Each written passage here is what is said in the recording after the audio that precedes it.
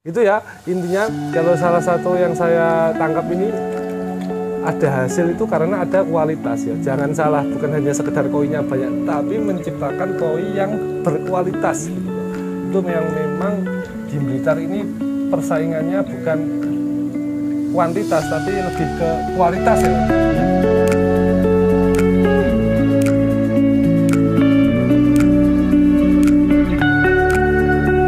Assalamualaikum warahmatullahi wabarakatuh. Oke, kali ini kita dengan narasumber yang menurut saya ini fenomenal ya, karena beliau ini ikannya lumayan dan berani menyilangkan. Ini nggak semuanya berani ya, nggak semua breeder atau petani itu berani menyilangkan antara dua jenis. Beliau ini semua produknya adalah indukannya Budo Goromo, dan sedangkan pejantannya nanti 3. Pejantannya ada Kohaku Sanke dan Goromo. Jadi satu indukan Budo Goromo dikasih pejantan 3, dan hasilnya anaknya lumayan jos pokoknya ya. Nah, ini yang saya tanyakan ini proses gimana ceritanya. Nah, nanti langsung kepada narasumber, karena ikannya ini selak loncat aja. Oke Pak, gimana ceritanya? Terus bisa menemukan indukan dan setelan seperti ini, gimana Pak maksud? Awal mula ya cuma coba-coba indukan silang sama ini. Awal mulanya Aigoromo. Ya. Aigoromo saya silang dengan Kohaku. Jantan Kohaku. Hasilnya ya Kohaku ada, Aigoromo juga ada. Mik lah hasilnya. Ya, akhirnya saya coba lagi yang Budo Goromo. Kalau Budo Goromo atau Sumi, kalau hitam kan Sumi Goromo. Oh, yang Sumi ya. Sumi ya, yang ya. hitam plus itu ya. Hitam plus ya. Saya kasih pejantan Kohaku sama Sanke sama Aigoromo. Itu sudah keluar mik kayak gini. Kohaku juga ada. Keluarnya, jadi itu ada yang gindrin barang. Gindrin ada, Kohaku gindrin. Oh, Kohakunya pejantannya gindrin. Kohakunya gindrin. Ya. Ada yang gindrin. Sudah keluar ada Tanco Kohaku, ada Goromo, sudah mix gitu ya. Sudah mix komplit Gitu. Jadi karena kenapa komplit, karena nanti yang beli sudah campur gitu Pak ya. Campur, ya. Sudah campur dengan dalih seperti itu. Ada Kohaku, Sanke, Goromo lah. Dalihnya dicampur itu seperti itu. Biar campur gitu Pak ya. Ya, untuk jualnya biar enggak monoton, nggak monoton gitu loh, warnanya warna-warni, komplit. Kalau indukannya ini istilah babon cetak ya Pak ya. Kalau intinya babon cetak. Kalau enggak babon cetak enggak mungkin keluar mix seperti ini. Ya, jangan salah ya, bukan hanya sekedar Budo Goromo ya. Tapi Budo Goromo yang mempunyai karakter babon cetak. Ya. Terus bagaimana Pak untuk ini babon cetak, ini vulkan, ini gimana cara itu kan gimana? Asalnya juga nggak bisa jawab itu. Ya, asalnya coba-coba itu. Kalau mungkin untuk menciptakan babon cetak itu mungkin ya sulit. Selama saya pelihara ikan sekali ini menemui babon cetak ya. Oh, jadi indukannya Goromo ini dikasih pejantan apa aja? Ngikut pejantannya. Gitu ya. Nah, iya. Itu ya jangan salah ya, jangan sekedar Goromo atau disilangkan Kohaku, tapi ini Goromo yang babon cetak gitu Pak. Iya, babon cetak. Taunya dari mana? Beliau juga nggak biasa nerangkan ternyata. Intinya kan gitu. Tapi ini percobaan itu Pak. Percobaan, uji coba. Oh, tes ini masuk, indukan ini masuk, indukan ini kurang. Iya. Jadi, prosesnya lama kalau memang prosesnya bertahun-tahun gitu Pak. Tahun. Ini kalau ini ukuran indukannya berapa Pak sekarang kira-kira? Sekitar 55. 55 sampai ada yang 65 gitu kan ya? 55, 65. Itu indukannya dulu saya memang sempat tahu indukannya memang besar, sekitar 55 dan 65. Indukannya Goromo, tapi sekarang nggak bisa disut karena di kolam besar. Jadi, yang ini anak-anaknya aja. Itu indukan berapa lama Pak di sini? Maksud saya usia? Umur kurang lebih sekitar 3 tahun untuk indukan. 3 tahun dan masih itu 3 tahun. Hasilnya sini juga indukannya atau beli dulu? Dulu pejantannya beli, kalau indukannya itu turunan dari saya juga. Oh, indukannya di sini juga. Karena mencari karakter cetak gitu iya. Pak, kalau dikasih bocoran kira-kira ciri-cirinya aja apa nggak ada ciri-ciri untuk babon cetak gitu? Wah, sulit Mas. Sulit ya Sulit untuk menentukan babon itu cetak atau enggak. Kalau enggak dipraktekkan dulu, dikawinkan dulu, hasilnya gimana sulit, harus dicoba dulu. Nah, proses mencoba paling cepat 6 bulan biar tahu biar tahu hasilnya gitu Pak. Biar paling cepat itu katakanlah 3, 4, 6 bulan lah kita bisa menilai, oh ini indukan setelan pas lah bahasanya gitu lah. Iya. Bahasa orang Blitar setelannya pas gitu, berarti baru itu dikatakan indukan masuk. Sedangkan beliau ini, Pak Masud ini sudah berkali-kali 10 tahun. Dulu itu pernah ganti indukan Pak ya katanya Pak, yang dulu akhirnya ya karena mati. Indukan mati, ganti indukan lagi. babon cetak ternyata mati sudah, padahal itu sudah menghasilkan, kata beliau kalau nggak salah 1 tahun itu 300 juta gitu. Satu indukan itu hasilnya seperti itu, karena memang kualitasnya anakannya itu kualitasnya bagus ya, bukan sekedar koi besar, tapi anakannya itu keluarnya bagus-bagus dan ya banyak pilihannya gitu loh Pak ya. Banyak pilihannya, banyak yang bagus, akhirnya harga juga beda ya. Harga ikan koi kualitas dan harga koi yang pasar juga beda. Sedangkan ini yang indukan 4 ekor ini juga turunannya itu Pak? Yang satu dari luar, kalau yang 3 dari sini dari indukan lokal. Dari ternakan sendiri. Maksudnya gitu. Berarti babon ini yang menjadi misteri babon cetaknya Pak. Babon cetaknya ini nggak semua orang bisa. Ya boleh mencoba, tapi hasilnya silahkan dirasakan sendiri-sendiri gitu loh. Jadi karena memang babon cetak itu sulit, perlu eksperimen. Iya. Kohaku, berarti ini judulnya indukannya itu Budo Goromo, anaknya dikasih pejantan Kohaku, Sanke dan Goromo, anaknya sudah campur ya. Iya. Nah itu memang di sini seperti itu. Sudah berapa lama melakukan persilangan seperti itu Pak? Persilangan sekitar 4 tahun.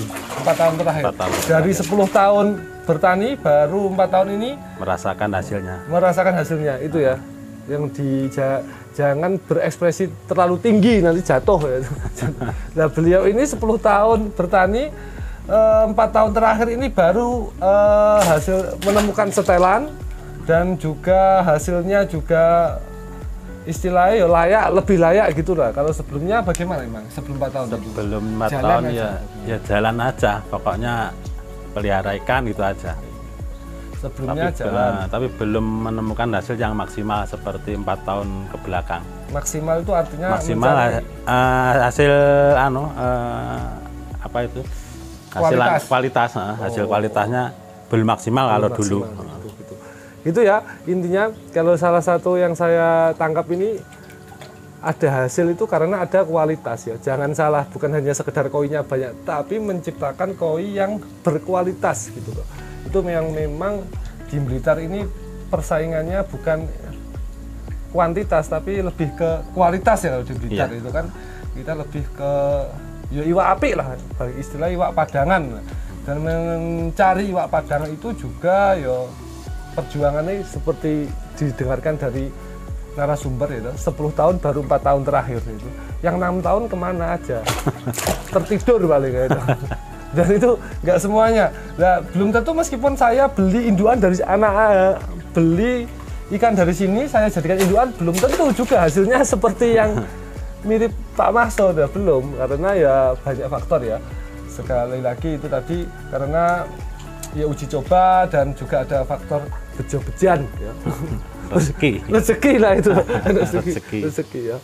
Nggak semua petani sabar, nggak semua petani telaten. Nah ini Pak Masud contoh yang telaten, sabar, dan akhirnya panen gitu. Jadi kalau dari Budo Goromo menjadi Kohaku itu prosentasenya berapa Pak? Persentasenya tadi kan 3 ya, jantannya 3, Kohaku, Sanke, Budo Goromo, indukannya 1. Ya. gurumu. Terus ini kira-kira bagaimana prosentasenya? Prosentasenya kalau Budo sama Kohaku Sanke itu bisa 40-60. Kohaku Sanke ini 60%. Kohaku Sanke ini 60%. Yang Budo ini 40%. 40. Itu sudah sesuai lah nanti. Karena kan Budo itu ikan koi tambahan lah. Karena istilahnya bukan Gosanke, nggak masuk Gosanke. Makanya dia bisa lebih sedikit itu sudah pas Pak ya, lebih sedikit dari jumlah Kohaku Sanke. Karena memang gurumu ini pelengkap istilah di kolam. Yang paling banyak adalah Kohaku Sanke Soa. Nah di situ kalau tambah gurumu menjadi lebih hidup lah, coro umpomo kolam itu lebih lengkap. Jadi yang ini jantannya juga ginrin Pak ya, ada ginrinnya. Yang Kohaku ginrin. Kohakunya ginrin, Sankenya biasa. Biasa, sama gurumu. Jadi memang ikannya kalau bisa saya bilang ini lumayan ya. Atau ini baru grade B-nya yang dikeluarkan. Ini nggak banyak, ini saya cuma ada 70 ekor yang besar ini. Yang kecil bukan, belum tahu, mungkin 100-an lah. 100-an ya, 100 ekor. Tapi ini bagus-bagus, nanti biar di shoot lebih jelas nanti akan kita shoot aja. Oke, mungkin sekian. Jadi saya simpulkan lagi, intinya di sini adalah saya memberikan wawasan dari narasumber menjadi petani yang berani mencoba untuk mensilangkan dua jenis ya, antara gurumo dan Kohaku Sanke gini ya. Nah, dengan eksperimen beberapa tahun ini ya, eksperimen beberapa tahun, dan ternyata ya pasti ada gagal, pasti ada pasti ada pas gagal ya nggak netes mungkin gitu. Dulu juga pernah sambat karena 2 kali penetasan nggak berhasil juga Pak ya. Itu kalau nggak salah 5 bulan yang lalu Pak gitu. Cerita bahwasannya ini beberapa kali menetaskan nggak jadi, jadi akhirnya ya udah ya mati. Nah, itu nggak sudah resiko ya, dan itu nggak di review. Itu enaknya yang kita bahas adalah enaknya itu. Yang kita bahas itu wes yang mudah 300 juta, 400 juta gitu yang kita bahas ya. Resikonya silahkan kalau dijalani biar tahu akhirnya gitu, biar tahu. Ya gitulah resikonya. Kemudian kalau jadi indukannya babon cetak ya ini. Harus babon cetak. Kalau nggak babon cetak ini nanti malah rusak hasilnya Pak. Sulit mungkin. Sulit, Mas, hasilnya itu juga jelek-jelek. Nah, ini karena ini babonnya cetak. Babon cetak itu babon indukan, atau indukan cetak itu indukan ketika dikasih pejantan apa aja ngikut pejantannya dia cuma hanya mengkloning, istilahnya itu cloning aja ya. Istilahnya dia mungkin karena gennya tidak terlalu kuat, akhirnya lebih kuat gennya pejantan. Nah, dia akhirnya cuma mengkloning gitu. Nah, untuk mencari babonan atau indukan seperti itu sulit, dan Pak Mahson juga pernah cerita kalau indukan harga 7-8 juta pun murah Pak ya? Murah. Karena kenapa? Pokoknya indukan itu pasti A1 lah ya. Indukan sudah pernah, sudah anaknya sudah. Bagaimana Pak indukan yang bagus? Jadi indukan yang sudah terbukti anaknya bagus, itu karena 7 juta aja murah Pak. Murah banget. Nah, beliau yang mengatakan kalau indukan yang anaknya terbukti keluarnya bagus, 7 juta aja nggak mahal ya beliaunya ini. Ini bahkan indukannya ini kalau dijual 7 juta belum mungkin, nggak boleh, ini jelas nggak boleh, karena untuk hasilnya sudah kelipatannya lebih Mas. Ya itu tadi ya, hasilnya hasil anaknya kelipatannya lebih.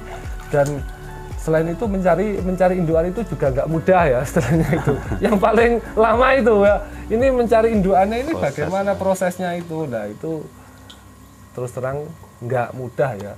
Bahkan dari petani, sekelas petani pun membeli indukan 7 juta dianggap murah ya. Karena memang kunci suksesnya salah satunya di situ ya, mengeluarkan ikan koi yang berkualitas. Padahal 7 juta itu kelas koi ya lumayan ya, so quality loh padahal itu. Sudah pasti ukuran besar dan so quality, champion gitu. Oke, semoga sekian ya, nanti bisa komen kalau ada pertanyaan, nanti tak sampaikan kepada Pak Mahson. Mungkin saya tutup sekian aja, semoga bermanfaat. Matur suwun Pak langsung. Ya, sama-sama. Assalamualaikum warahmatullahi wabarakatuh. Waalaikumsalam.